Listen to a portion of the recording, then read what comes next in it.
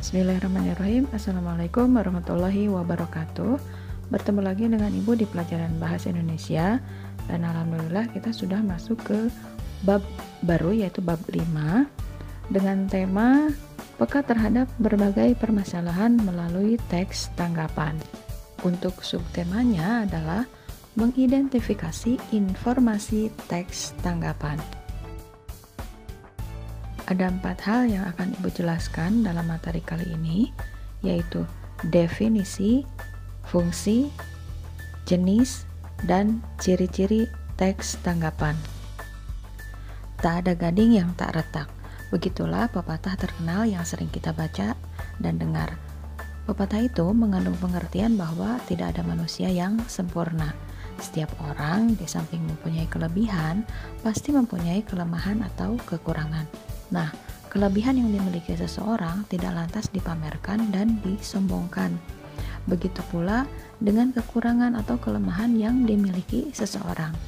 Hal tersebut jangan dijadikan sebagai bahan untuk saling merendahkan, mengejek, dan saling menjatuhkan. Sikapi adanya kelebihan dan kekurangan dalam diri kita dengan sangat bijak, karena dengan adanya kedua hal tersebut, kita bisa hidup saling memberi dan menerima, serta saling melengkapi satu dengan lainnya. Untuk menyempurnakan kekurangan itulah diperlukan tanggapan dan saran dalam kehidupan. Tanggapan tersebut dapat disampaikan secara lisan maupun tertulis. Apabila orang lain memberikan tanggapan, baik mengkritik atau memuji, kita harus menerimanya dengan lapang dada. Nah, dari tanggapan itulah kita akan menjadi lebih baik ke depannya jika mau memperbaikinya. Terdapat tata krama dalam memberikan tanggapan. Beberapa di antaranya, jangan menggunakan panggilan yang merendahkan, misalnya bodoh, goblok, dungu, dan sebagainya. Panggillah orang lain dengan panggilan yang menyenangkan dan tidak menyakiti perasaannya. Tanggapan dapat berupa pujian. Tentu semua orang senang apabila dipuji. Akan tetapi, ketika tanggapan itu berupa kritik, haruslah yang bersifat membangun. Kritik tidak hanya menyalahkan atau memaparkan kekurangan, tetapi juga memberikan solusi. Jadi, tanggapan itu apa ya? Nah, menurut Kamus Besar Bahasa Indonesia, tanggapan adalah sambutan terhadap ucapan, termasuk kritik dan komentar, mengenai sesuatu yang diterima oleh panca indera. Nah, atau bisa juga berarti bayangan dalam angan-angan. Artinya, untuk teks tanggapan adalah teks yang isinya berupa sambutan terhadap ucapan, termasuk kritik dan komentar mengenai suatu yang diterima oleh panca indera kita.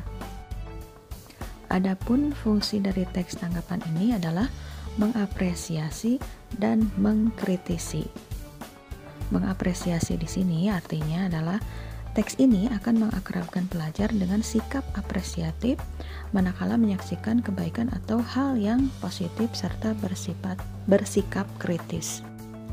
Ketika pelajar menemukan hal positif dalam suatu karya, mereka dapat memberikan apresiasi yang dapat memotivasi agar lebih maju bagi yang diapresiasi. Kemudian, pelajar juga akan mengkritisi suatu karya atau masalah jika menemukan adanya kekurangan dari orang lain. Dengan sikap kritis ini, kesalahan tidak akan terus berlangsung dan membuat orang yang dikritik semakin maju. Nah, ini tentunya sikap yang sangat baik yang perlu terus kita kembangkan. Tanggapan dapat berupa persetujuan, pujian, ketidaksetujuan, dan kritik. Nah, tanggapan tersebut sebaiknya disampaikan dengan cara yang baik, sopan, dan bermartabat. Sebelum memberikan tanggapan, tentu kita harus memahami dahulu fakta atau hal yang akan kita tanggapi. Dengan demikian, tidak akan terjadi kesalahpahaman dan tanggapan tersebut bermanfaat bagi orang lain.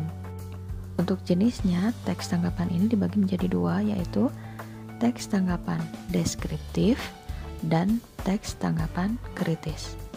Teks tanggapan deskriptif artinya adalah teks yang berisi kritikan, sanggahan, saran, atau pujian yang bersifat deskripsi.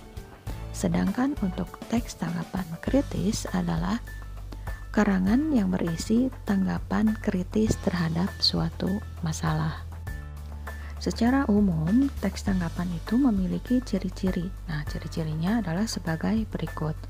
Yang ke satu, dipandang sebagai sesuatu yang bertujuan memengaruhi, mendebat, membujuk, menyanggah, bereaksi, dan sebagainya. Yang kedua, mengutamakan aspek persuasif atau ajakan. Kemudian yang ketiga, penyampaian efektif, artinya tidak bertele-tele. Dan yang keempat, bagian resume disusun secara kronologis atau berurutan. Demikian untuk materi kita hari ini tentang mengidentifikasi teks tanggapan. Mudah-mudahan bermanfaat dan kalian bisa memahaminya dengan mudah. Mohon maaf jika ada kesalahan atau penjelasan Ibu yang keliru. Terima kasih atas perhatian kalian. Assalamualaikum warahmatullahi wabarakatuh.